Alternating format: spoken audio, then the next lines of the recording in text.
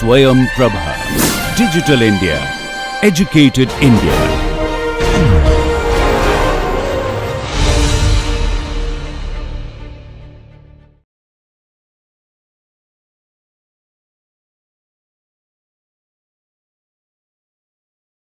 So in Consteel, if we want to define a structure, like in every other software, we need a system of reference lines, which is, in most of the softwares, usually that is the center of the gravity of the members. Now in Consteel, there is a bigger flexibility. We can, especially for the web taper members, we can also say that this reference line should be a line parallel to one of the flange, the top or the bottom flange, or stay in the middle of the cross-section. And now, in order to make this frame, the first step is that we create the lines, which then will be used as the reference for the frame. There is a very important difference compared to every other software. I think every software I know are using, first of all, nodes. There are usually tables with x, y, z coordinates of the nodes. So people are filling the nodes and then are defining members between the already defined nodes. Now, this is completely different in Consteel, because Consteel was developed somehow keeping in mind a sort of CAD functionality, like in AutoCAD, that we just draw lines. We are not making fine-tuned calculation, we are just drawing lines. We are drawing columns, beams, and everything. We are putting supports them. We are doing everything. And then finally, we hope that the computer is smart enough to create from this mess a calculation model. So that's why in Consteel we will always just draw members from, of course, from nodes to nodes, but each member has its own node. So it's not that we need to fill first a table with the nodes and then make sure that we connect the members into those nodes. We just simply draw the members from somewhere to somewhere, and the nodes are always created, hidden automatically without even seeing them. This is good and also bad at the same time. If you want to make sure that something is really precisely done, sometimes it's a bit difficult to find out those small millimeters if they are really there or not, and if something is not meshing or not in the same plane, then there might be some issues. It's extremely difficult to do things in 3D, actually. That's probably you know if you tried already. But now we will stay in 2D, so at least now, and that's why this will be much, much easier. So when we start Consteel, then we need to set the design standard. As I said, this will be the AIS360, and then I click on Create. And for the very beginning, I need to cheat also, because to make this starting frame, actually, we made already a sort of back calculation of some of the parameters. So normally, I could also, okay, I will draw the first everything now. So what we see here, and again, it's very typically with these metal buildings, then when speak about span and height, then usually that's not that span and not that height, what engineers think about. In case of normal structures, traditional structures with uniform sections, the span, at least the structural engineer believes that this is the distance between the center line of columns.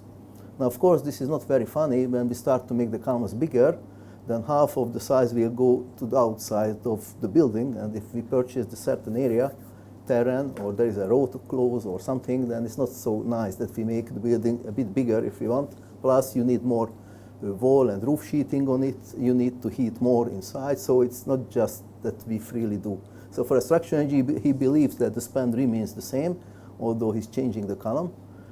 For a more non-structural engineering point of view approach, that's not the span. The span is basically, now it depends on which company or which system you're using, but basically that's the external size of the building. Now, whether this is really measured at the external surface of the cladding, or it is measured at the surface of the interference of the boundary of secondary structure or sheeting, or the boundary of secondary structure or primary structure, it depends on people, but finally, it's never the center of gravity. Especially the center of gravity of a column which is tapered, then the center of gravity is not even a straight line. Plus, if you speak about monosymmetric sections, then it's not even a line. So it's a strange curve. So really, to measure the distance between them, you could ask the question at which height. And of course, that's not the way we do. And also this building is defined this way, so when it is said that it's 2 times 12, so 24 meter wide, then visibly that does not refer to the center of gravity of the column, but to this external line. So what I will do now is that let's first of all start to draw lines in Consteel to make this boundary. So to start with, that's the coordinate system. What you see, this is just a default grid, which is always given on the screen. It's probably quite a bad size because it's too small for a real building, and therefore we can adjust it immediately to be bigger. Now what you can see that the size, so in X, Y, and Z, we can specify the zero, the coordinate system, which is at 0. We can define the grid, which is typically 1 meter, even if we use, okay, now we are a metric country, so it's not a problem. So this is the distance between the major grids. As I said, there is also an invisible subgrid. This is defined by this other number. So at each 250 meter, the point will stop. So you see that everywhere along the grid, the green dot is jumping. So the distance of this, or the step of these jumps, is defined here. So it's 250 millimeter. And then you can say what should be really the size of this whole system of grids, assuming that the coordinate system is the middle. It's 20,000 millimeters is the size, so that means 10 meters to the left, another 10 meters to the right. Now, as we have a building which is bigger than 10 meters, we can also, no, that's not. So I will make the grid, let's say, to be 40 meters wide. Now it's nice big. Okay, I kept the system of coordinate in the middle. And now I change it to 40,000. That means that 20 meters, no, it's even not big enough because our building is 24 meters, so let's make 48,000, okay? So now it's 48,000, that means that the building is 20,000 millimeter wide. So this will fit on the screen, okay? So this was the grid here, the first icon, set grid and coordinate, and the only thing I made is that to change this originally 10,000 to 48,000. Okay, and now it's really the geometry menu here, right? Doesn't matter where that is accessible from every top page. This is on this vertical.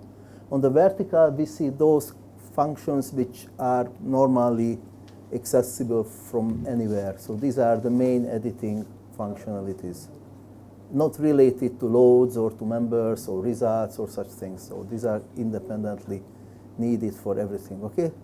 And then I close it. Every window can be closed. If you don't find a close or apply button, then you will certainly find an X on the top, and then you can just close it.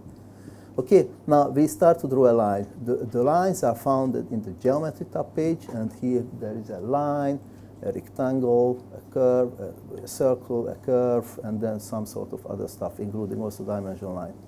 So now let's start a line first of all. Let's draw first a 24,000 millimeter long line just to practice. There are two ways to start to draw a member, a line, and everything. We need to specify for the start and end point. One option is the easiest. If we are able to find a point on the grid, then click on the grid. So Consteel always helps to show the points. If if it's too close, then you can with the zoom, you can zoom in, and then it becomes more obvious where it is really at the moment. You can always see at the meantime here at the bottom what is the actual coordinate of the point what we found. Okay, so now if we want to start a line which starts from the 0, the simplest is to just click on the start point, and then Consteel says that set the next point. Now, in order to set the next point, first of all, we want to write a 24,000 millimeter long line. I can also find the 24,000 simply as the extreme of my grid, because I made the grid to be 48,000 millimeter big. So, of course, half of it is the 24,000. So I can do this, but what I can also do is that I define the length as a sort of relative with coordinates relative to the already selected point. This measuring system here below has two ways of operation. You see this delta. The delta can be on or off. When it is off, then it is gray.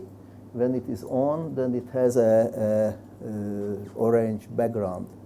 When it is on, then it means that we are in the delta, in the relative coordinate system mode. Consteel very often automatically moves into this delta mode when I select a point, and typically it expects that I want to give the other point in function of the first point, so as a length. So what I can see that it's already in the delta mode, that at least what I typically do is that I come with my cursor in the direction I want to specify my line. I'm not necessarily going to the point which is really the end point. Now it's easy because 24,000 is a full number, but if it was 3,952, this you don't find on the grid. So you start the line just to fix the direction, and then in that case you see that the y and the z has nicely been set to 0. The x, it doesn't matter. I press the X button on the keyboard, and then that field becomes automatically editable, and I enter here 24,000, and I push enter. And then a line which is 24,000 millimeter long has been drawn, okay? So this is the horizontal base of the structure. So now if you go back to this, then we can see that there should be a vertical line. Be careful, if you look to the PDF, this very first thing I wrote nothing about, okay? I started already with the reference line, what we need. So now let's draw a vertical line which starts from the same point here from this corner, but it has a height of 4,600, okay? So again, line, and again, we can easily click the starting point. Now I cannot go up, because if you start, you believe that now you go up, but what you will see is that there are always some green dots here. At the ground, it means that Consteel tries to project this position into the active plane, and actually it's difficult to work in 3D. The screen is 2D, so actually we are not somewhere in the 3D. That point is in 2D. So for example, if you feel that now this is vertical, but just by visualization, you click on it, and then you see what happened, and actually we see that it's certainly not a vertical line. This was a horizontal line somewhere, which from that view, what you look to, seemed to be a vertical one. So that's not a good strategy. So I delete this. Deletion goes, as I said already yesterday, there are 3 ways to delete things. No, there are more, but 3 are obvious. Either if you are able to click on it, then you can click on it. That's probably the easiest. If you just want to select one element and you can click on it, then click on it. If you cannot click on it because it's so small, or maybe you will select something else, then you can use also the boxes. You can draw a box. You keep pressing the left mouse button, and you draw a box like in AutoCAD. And there are two possibilities, again, like in AutoCAD. Either you can draw the box from left to right. If you draw a box from left to right, then this function will select all those elements which are fully inside the box, okay? Now, as you see, the line hasn't been selected because the line is longer, starts from before the box, so therefore the box I am drawing doesn't encompass fully the line. But if I do the box from the opposite direction, then even if I just touch it, it will be selected. And now I push the delete, and it will be deleted. Rotation, it's described in the manual, but it's quite, every software works in a different way. This is very scary and it's crazy. There could be or should be maybe a standard for this, but I think there is nothing. In Consteel, we made the following. So if you don't have a mouse with an internal roller wheel, then I don't know. But so buy a mouse which is like that, first of all. Now, so if we assume that you already have such a mouse, now if you just play with this roller, then obviously the zoom in, zoom out. If you keep it pressed and you move the mouse left and right, then it will move the structure or the model left and right. If you keep the Alt button and you press the left mouse button and you move it on the table, then it will rotate like crazy everywhere, okay? Now, if you feel that you are completely lost and you don't know if it's upwards or such, then you can always come back to the original coordinate system. You click on this perspective view, and it will everything change back in a normal way, that the coordinate system on the screen will agree with the global coordinate system. Global coordinate system is drawn here at the bottom. Okay, so when you push this button, everything will be always rotated back to the original situation. And plus there is another important button here at the very bottom that means fit to the view. So if you have a big structure and you are lost somewhere, you click on it and then again the structure will fit into the actual screen. Of course now nothing happened because we already see the full line. Okay, now so let's try to make again now, but this time really a vertical line. So again, line, start point, and basically the best way to draw a vertical line is by the coordinates. We are again in the delta mode because the delta is orange. So we press the Z button and we say 4,600. I think it was 4,600. Maybe not, I don't know. Yeah. Now this is something important what you need to take care about. Depending on which keyboard your computer is set on, typically the Z and the Y are beautifully mixed in different languages. So for example, also in Hungarian and in German, the Z and Y are just swapped. Very beautiful idea. And the other funny thing is the point or the comma for the non-full number entered. So that's again, the Americans do this, others do the other, so it's a bit confusion. So it's always good to see where becomes that field editable. Of course, if you are just using with a certain Indian settings that you never change and never use anything else, then probably you don't have a problem. On my computer, I think I have 5 or 6 different country keyboard sets, so that's a disaster. Okay, so now the line is vertical. We can check, we draw, we turn all around and we see that it's vertical. There is another way to see if it's really vertical, that instead of this perspective view, we can also see the top view. Now it's good because we see nothing from the line, so that's a good sign it's probably vertical. We can see from one side, and now it's vertical, and we can also see from the other side, and it's also vertical. Okay, so it's probably really a vertical line. Now let's copy this line to the other side. We could also draw one, but let's try to see what are the different functions. Again, I want to select the line.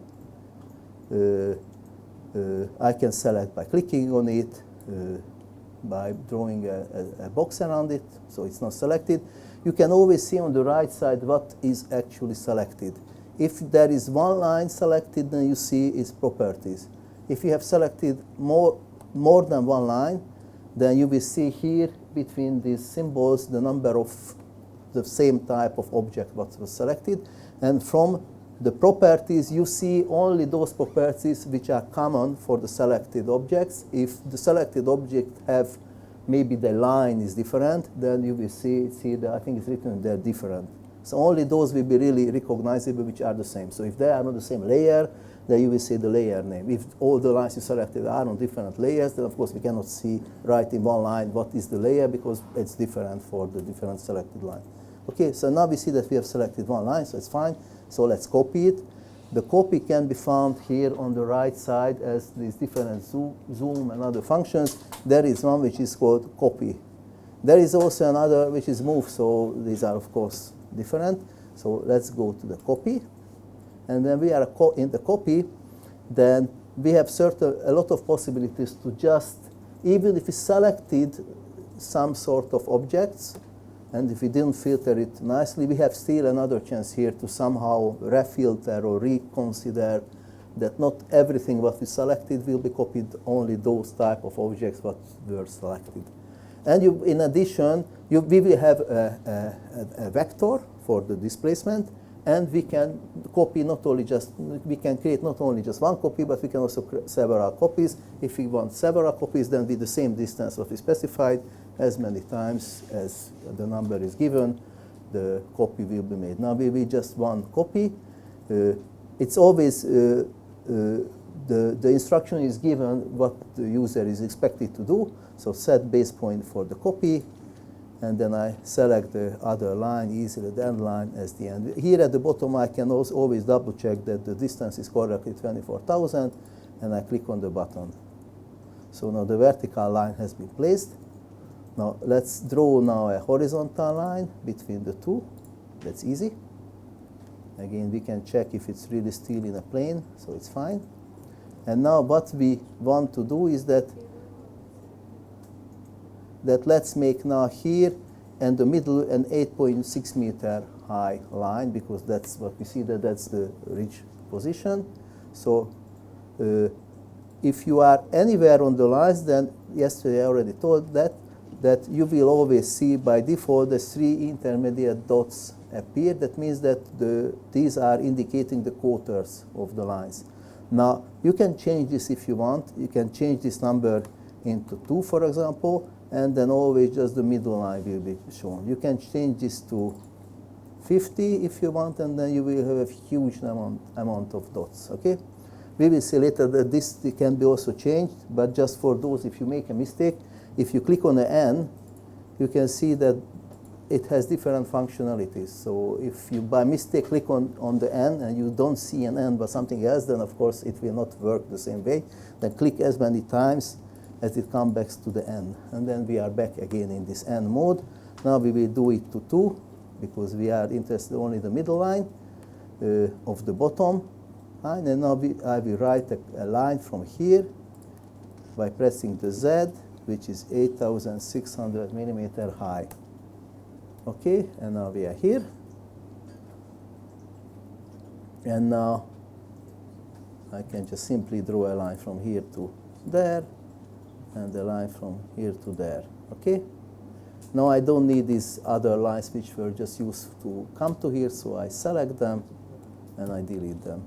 So now I have this external box. We can check if it has really the size we want. We can put dimension lines on them. So here on the top, there is a function, the geometry tab page. This letter A, I don't know why is it A, but that's for A. That's for dimensions. There are several ways to create dimensions. You can put a dimension on a line. So if you just select a line, then automatically the start and end point of the line will be selected, and that will be dimension. So this works quite well for now for us, because we have the line and we dimension. We select the line and we dimension. As I said, you can always create the dimension anywhere you want, so it works exactly the same way. If you want the dimension to be in the same plane as the frame, then select any of the points along the plane of the frame, and then the dimension will be put there. We can also put a dimension, if we want, we can also put a dimension for the slope line, which in most of the case will be automatically a projection type of thing by default. If you want to place the dimension along the length, then you need to select the second option, and then the dimension will be placed along. But the first one, as it also shown a horizontal symbol, so by default that assumes that the engineers will always like the projected length. Okay, now we are here, and then what we need to do now is that actually the line what we are interested to is not this one.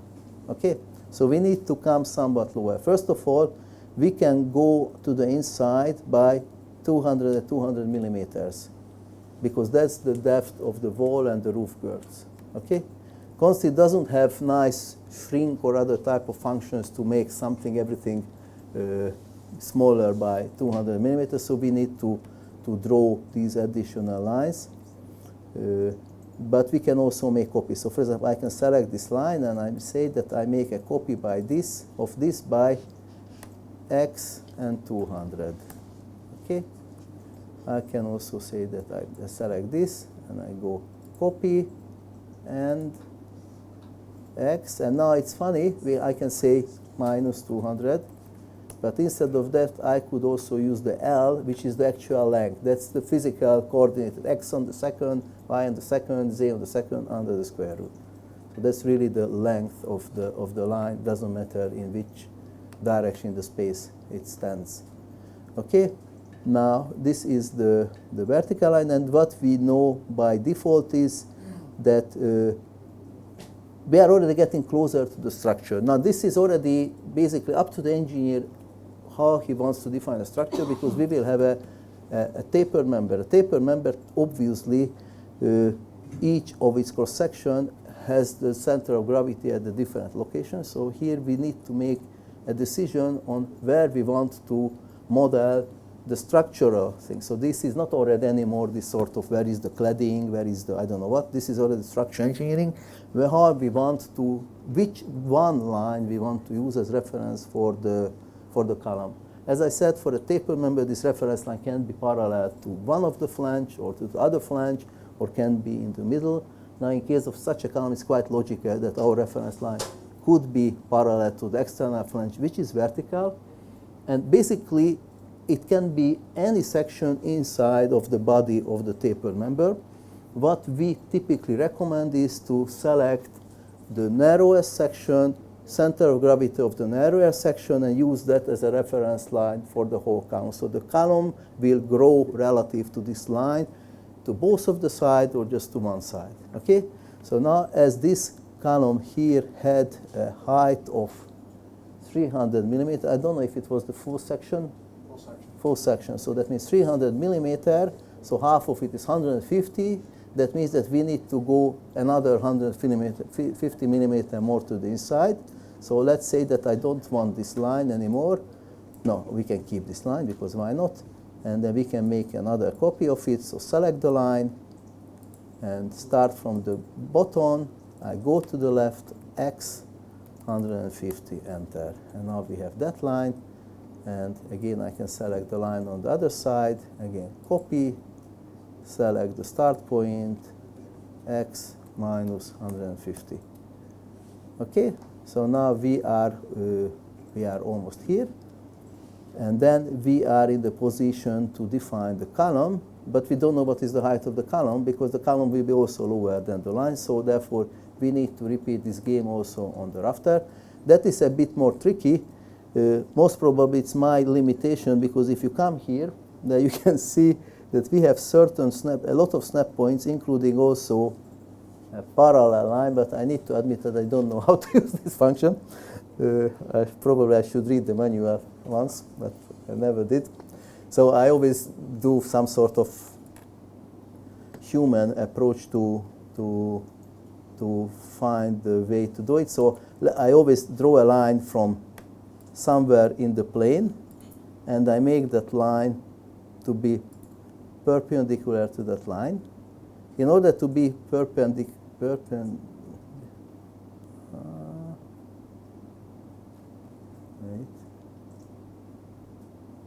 maybe I should set that. Now, first of all, so here if you come to this button here, then you can switch on a lot of snap points, like as again also in AutoCAD. So you can find the end point of lines, middle point of lines, intersection of lines. As I said, there is such a parallel to that, which would probably be the one we need, but I don't know how to use it. This I also don't know how to use it. This is an extension. This I also don't know how to use. So sorry, but so I never use this. But what I often use is, of course, is this perpendicular one. So if I switch on the perpendicular, then Consteel, and then if I draw a line, then Consteel will find in the neighborhood of my actual position any possible positions where the line I'm just drawing would be perpendicular to the line which is closest to my cursor, and then we give that point with a different color. As it is always continuously looking on the fly the possible perpendicularity of the given line to everything else in the structure, if you already have a huge structure, this starts to be a very heavy exercise, and it slows down really the calculation of the possible points. So that's why if you don't need it, then you can switch off this perpendicular finding function to avoid this slowing down. But now we want to do this perpendicular thing. So I want to draw a line anywhere in the plane, and then I want to make this to be perpendicular. You will find the position where it is perpendicular if you just play around the line, and suddenly you will see it with a different color, and you will also see the distance shown here. That's the real distance of the line. Now we don't need the distance because it was just a random line. The only thing I want to make a line perpendicular to the roof, because along this line I want to copy by 200 and 150 millimeter my top line. Okay, so I will delete this line later on. I will not need this, but I made this line here, and now it's perfect because I can select the line, and along this line I can make a copy of that by. And now here comes the more interesting thing, that I press the L, and on the press L I enter 200. So along the line it would be difficult to calculate what is the X and Y and Z. The L is always the full length. Okay, So I started to draw with the cursor along the line and select it. So and I will repeat the same to come down again, but now this time I will not use 150, but the top section has a height of 230 millimeters, so let's say it's 115. So now I select again, the line has been selected, and now I will copy it from here by another 115 millimeter.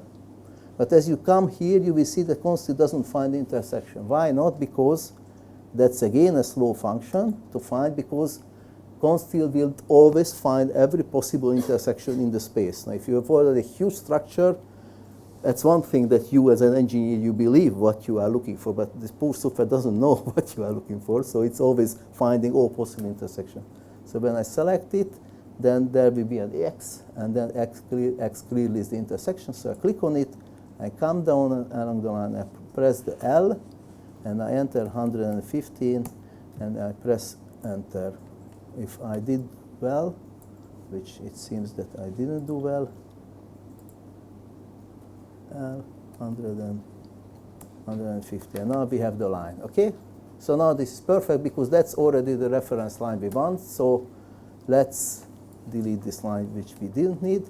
And now let's see two other functionalities immediately, how to mirror these lines in order to save the time we spent, or I spent, and you also. Are you able to follow? Where are you? You are already completely lost? That's another screen. Look to this one. No, it's the same. Sorry. The last line. The last line here, this. Should I delete them and go again? Okay, wait, I undo it too. Yeah, so I delete both of them. So this was clear how I made this random perpendicular line. Even that was not clear. That was clear. Okay, good. Yeah, sorry again, I don't know what is this. This yes, no, and no, yes. So I select the line. I come to copy again. I select the intersection of my random perpendicular line to my line. I click on it. I give the direction by moving on the line. You will always see that there is a red dot here. As long as I'm moving on the line, there is not red, black. Sorry, I shouldn't drive a car. So a black dot, and then that means that I. Sorry? That perpendicular line, how you made? Ah, okay. That was the tricky part. Okay, I delete that also. So again, start. So what is important that I need to draw a line which is in the plane of the frame, of course, and in order to find a line which is definitely on the plane, the best is to start the line from a line which is in the plane. We know that this horizontal line is definitely in the plane. So anywhere along the line, but I need to have it a black dot. If I see the black dot, that means that I'm on the line. So it doesn't matter where I am on the line. I click, and then I click another line after I switched on this perpendicularity function. I will need to go left and right along the line until I suddenly see this terrible purple color, which is, so the line I'm drawing, so the line is red, what I am, until I'm just running on the line, but suddenly on a very specific point, it will change its color and it will become pink. And in addition, there will be also here the actual distance shown. This very last. Like when you can go there with this one. If you, this means yes? Good. Okay, so now if you switch on this this option to find the perpendicular position, and then you go left and right on the line until you see it to turn pink, and you see the distance also appear. And then at that moment, you click with the left mouse button, and then you will have a line which is definitely perpendicular. We can also check if it's really perpendicular. We can put there a dimension line, come to place dimension, put here the angle between two lines, and then we can select this line and that line. And if we are lucky, then we see that it's really 90 degrees, okay? But this line we don't need. The only reason why we need the line is to be able to make the copy along this line. So I select the line, go to copy, select the intersection. This is not an intersection yet. This is the end point of this line. You see, that's the funny thing of Consteel. Normally, Consteel wouldn't find, if I switch off the intersection, then the intersection wouldn't be found. But Consteel doesn't find this point because this is an intersection. This is an end point of another line.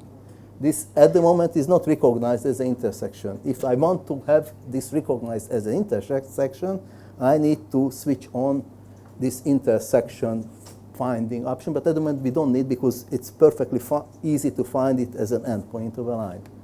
So I can place randomly anywhere, of course, the line if I want. If I go with my cursor along this help line, doesn't matter where I am, I always see a black point. If I get out of the line, the point will become blue, well, not blue, green. Again, if I click here, you may have the feeling that you are very close to the line, right? Because we are almost there. Let's see. I click it, and let's see where is this line. Oh my God, somewhere completely different because actually it's not close at all. Immediately when the dot is green, that means there's the projected position somewhere on the XY system of grid. Depending on where I am, it seems that it's very close, but actually it's not there. It will be always projected to the plane. Okay, so it's important to see always the color of the dot. That gives a big importance. If the dot is black, that means that I'm running on the line where I am. Then it will always stick to that, and it will be really a space position. Once it is green, that means it's not there anymore. It just seems to be there, but it's not there. That's somewhere on the plane. Okay, so I select again the line, select the start point for the copy. I select the end point of my help line, start to move with the cursor along the line to see it black. I press the L like length button on the keyboard and enter 200. When I select L, then this will become automatically visible. Only the three are continuously running. These are the running coordinates. This is not running because it makes no sense to calculate a length from somewhere to somewhere, but it becomes editable if I want.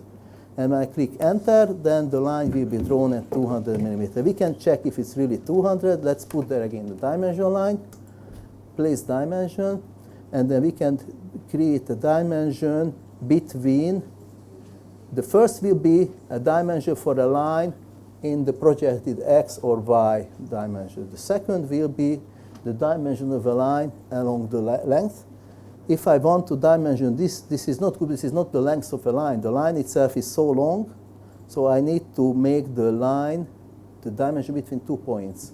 So I can come here, the place dimension between 2 points, lengthwise. I can select this, but I cannot select the other because at the moment the intersection is not activated.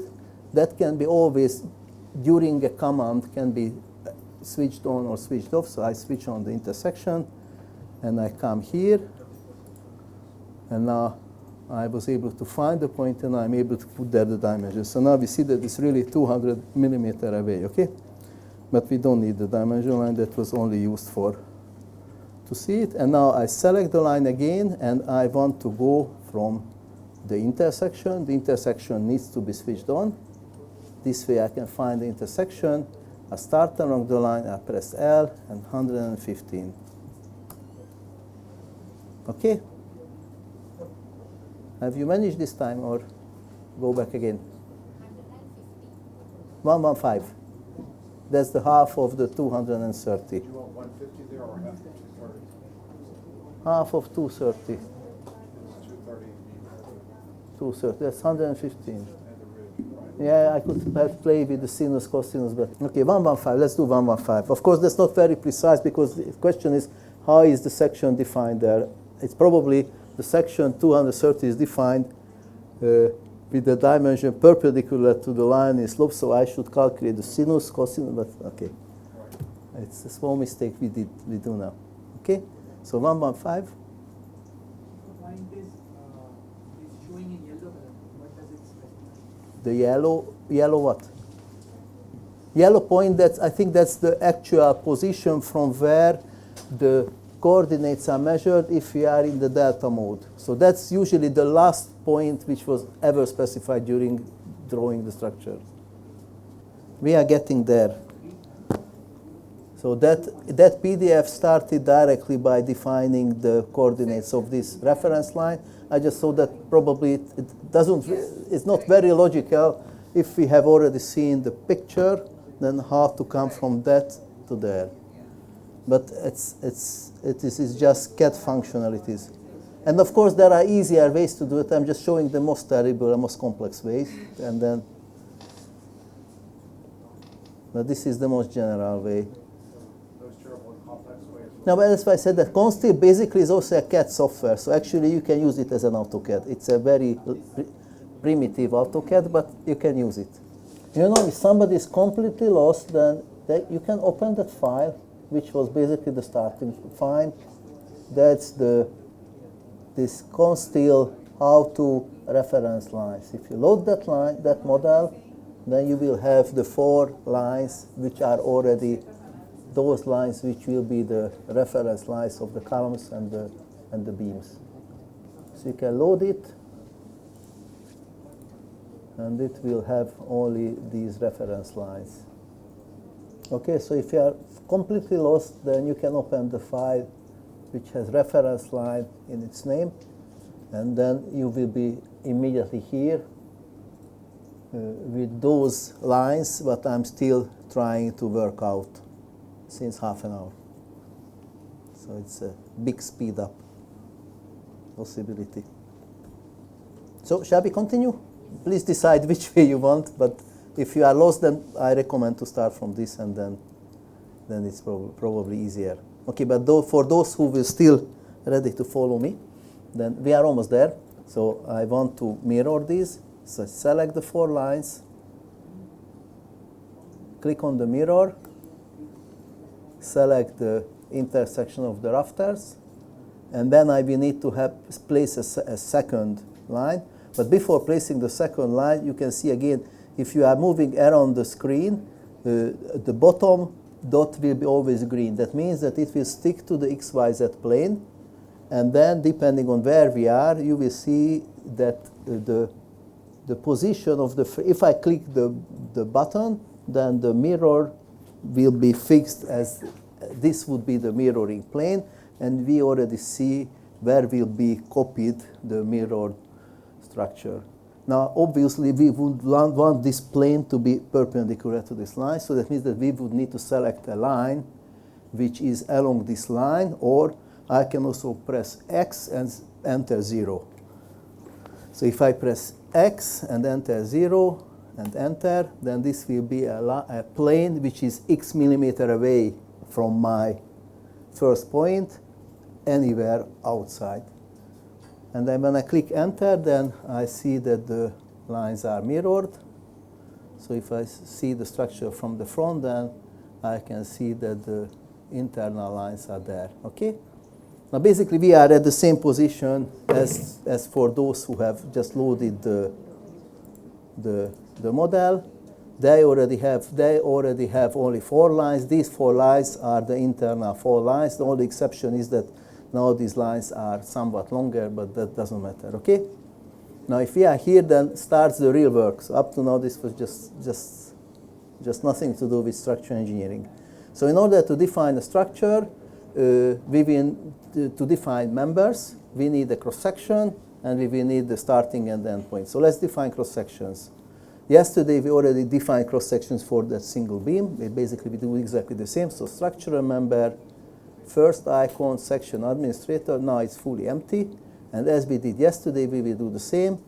Go to macro section, click on macro section, click on welded from plates, and from the possible options, select the very first one, and click on next.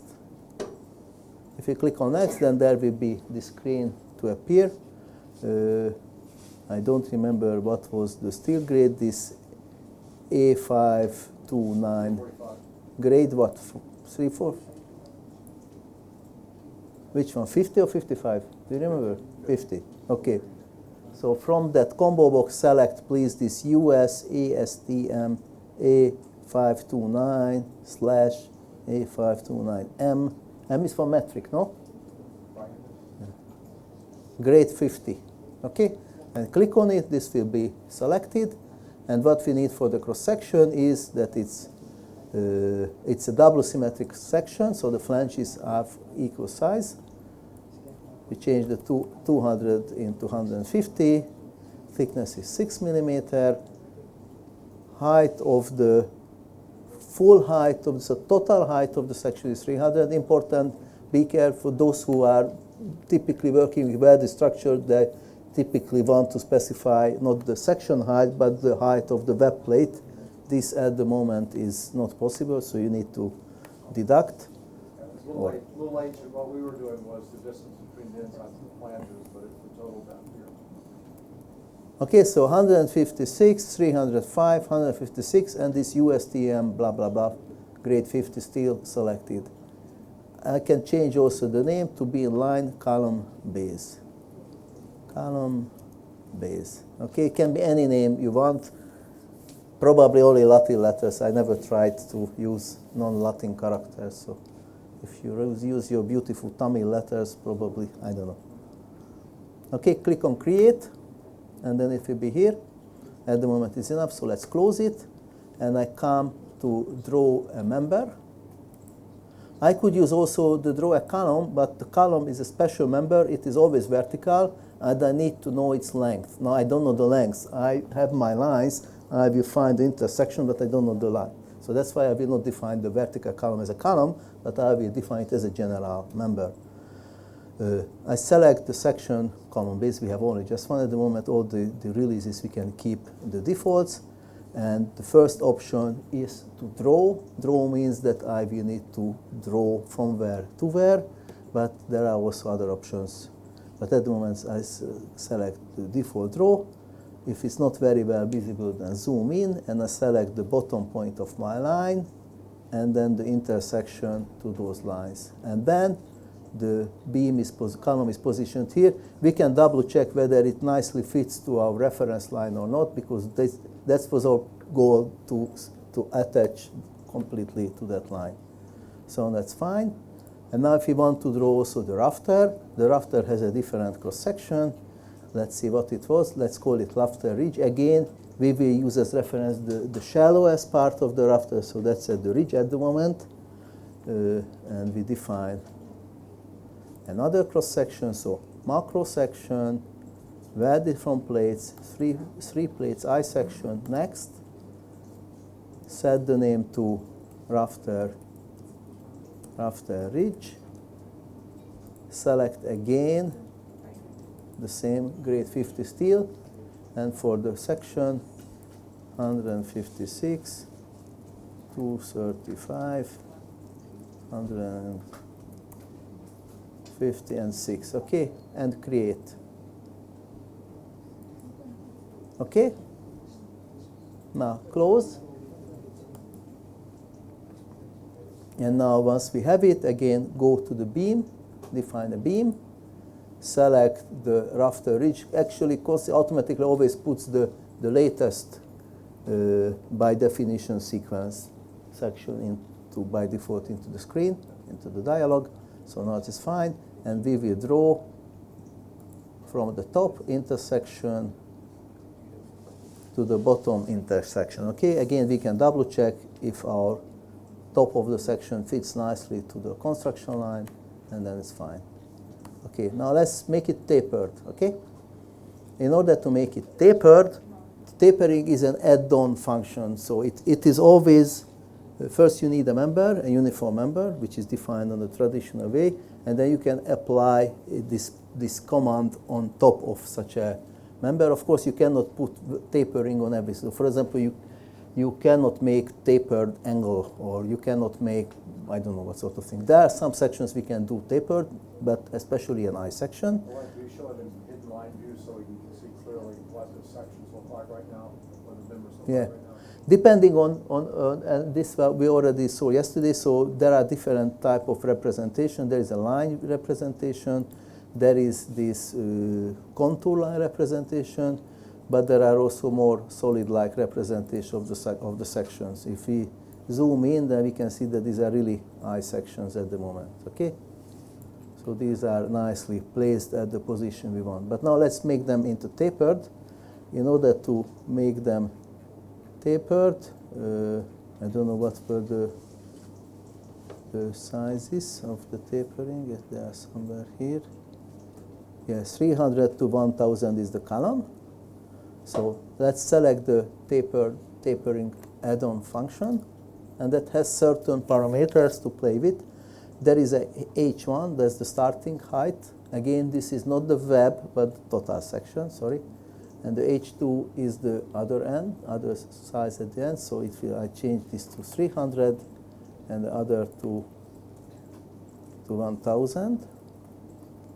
And then there are several other possibilities to select from. First of all, the first is probably one of the most interesting. Here I can say that on this line, which I define my uniform member, how I want to position my tapered member. I can say that I want to define on this line to stay the narrowest section of my tapered member, the deepest section of the tapered member, or what I typically always do, that I use the original section on the line. The original section means that that was the very first section I calculated its position to be placed, and then later on I can change everything, but this very first section will be always kept, and that will be attached to the line. So I typically select always that one.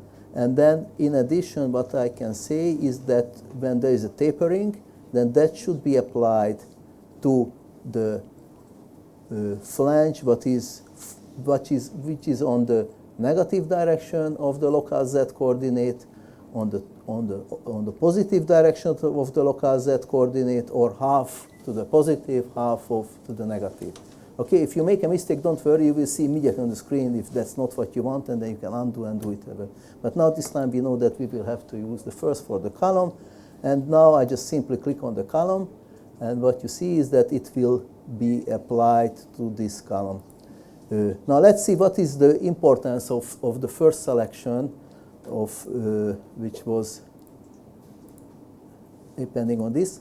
So now if later on I want to change the tapering, so I can click on the member, and as I said, every member when I click, its parameters are visible here. So typically in Consteel, if you define something, then there is a definition dialog for the first time when you define something, and once you place it in the model and you click on the element again, then you don't have the same definition screen again, unless this is a very complicated object. If it's a normal object with several parameters only, then we don't show the screen anymore, but we see in a much more compact way all the parameters in the table. Okay? So when I click on the tapered member, but I see immediately that there is a line, that's the reference line, which every member always has a reference line.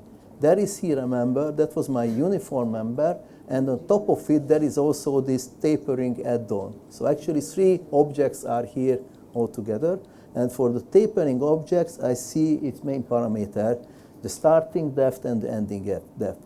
So for example, if I change now the 1000 to 800, then what you will see is it's nicely the structure still sticks to the vertical line. All the changes will go to the inside. Okay, so that plane, what we with a lot of effort we managed to create, that will be now frozen. If I change the tapering, that will go to the inside, and the same with the rafter. If I change the tapering, that will go to the inside. Okay, so my external dimension will not be changed, and that's very important. And again, in a lot of other softwares, if you now start to change, then each time the whole structure is jumping left and right, and that's very difficult to play with. So I changed it back to 1000. And now also I do the same as necessary for the rafter. The rafter starts from 230 to 1000, so I click on the same object, I change the 300 to 230, I keep all the other unchanged, and I click on the line, and that will be also tapered. I will explain later on why, but we will split the member into 2, okay? And that's again, it's a new functionality to learn. I select the member, which is now one big long member, and I come to the geometry tab page. And in the geometry tab page, there is an icon with the scissor, and also the name is divide selected objects. So I click on it, and there are many options what to do. I can just simplest is I divide it into 2 equal lengths. Remember, that's what we need. And I click apply. And now we will see that we have now 2 members, each have different tapering. You see Consteel has calculated its parameters, so the tapering, so the end depth was calculated and inserted automatically as a parameter to the element. This partition, yes, that's the easiest. I'm happy to do this. So select it, geometry on the top, you find the scissor, click on the scissor. By default 2 is there, you just click on apply. So it's easy.